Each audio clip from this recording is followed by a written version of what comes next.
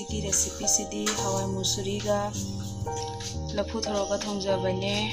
do kamain thongba haibudo yenghanjarake. Sigi recipe si amna su haure do amna su share tawjarake.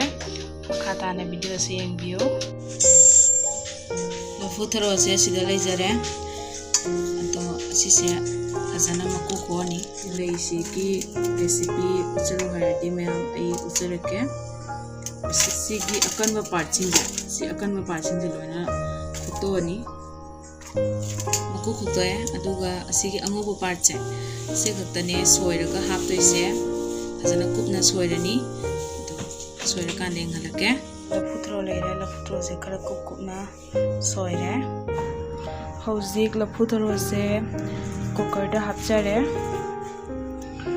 aduga si anira kamjarani agi phakpado jakhinabagi thum khara chaisanjarani ba yankhang khara ga chaisanjarani aduga ising glass ama tangkai hapjarani aduga si anira kamhalani mukhung khunjalaga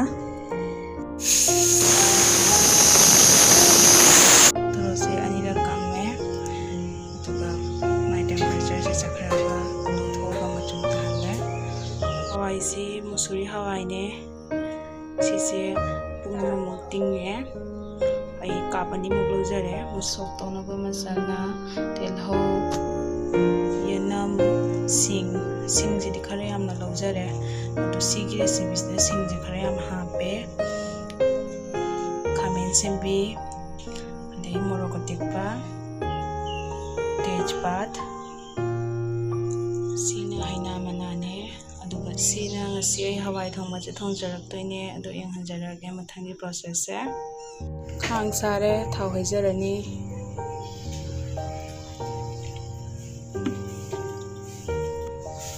paspuron hapjarani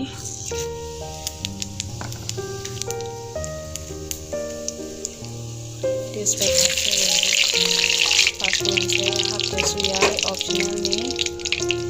tilo hapjarani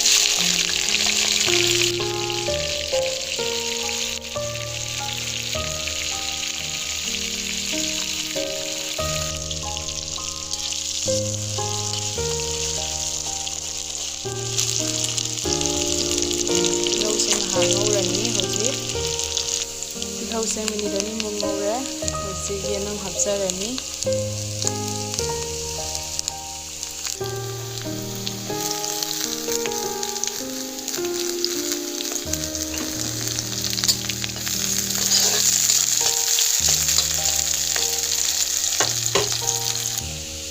tilhoga yenam gase minute amani ngauraga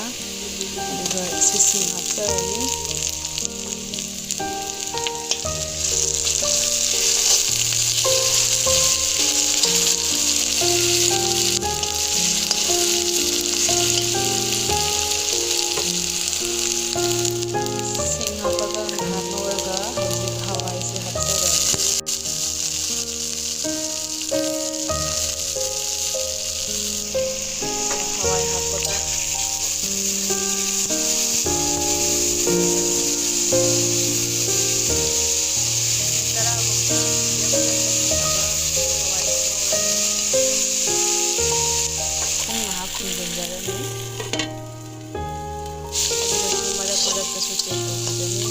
minute manga mungauraga hage khamen sembi je hapchalani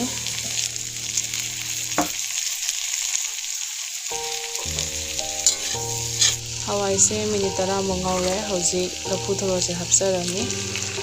Lafu Tharo ga hawai ga thongba se hawai gi quantity de gi Lafu Tharo na hawai de gi Lafu Tharo na khara yang halaga di hawba hele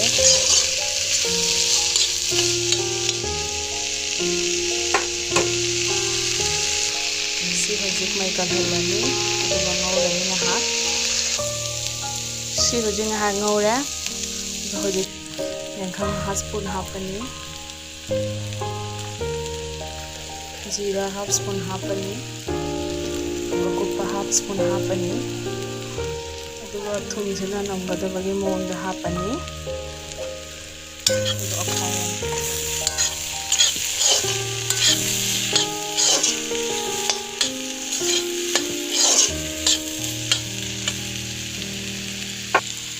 इसिंग असाबा खरा हैजरानी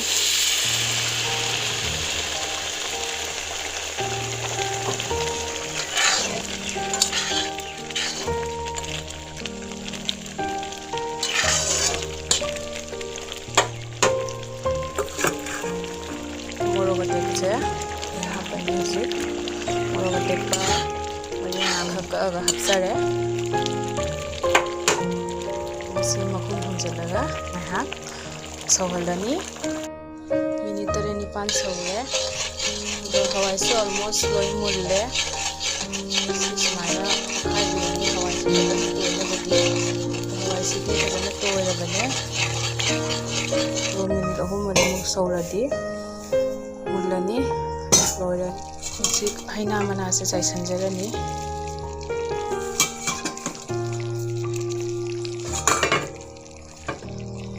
गरम मसाला खरा हप्सरनी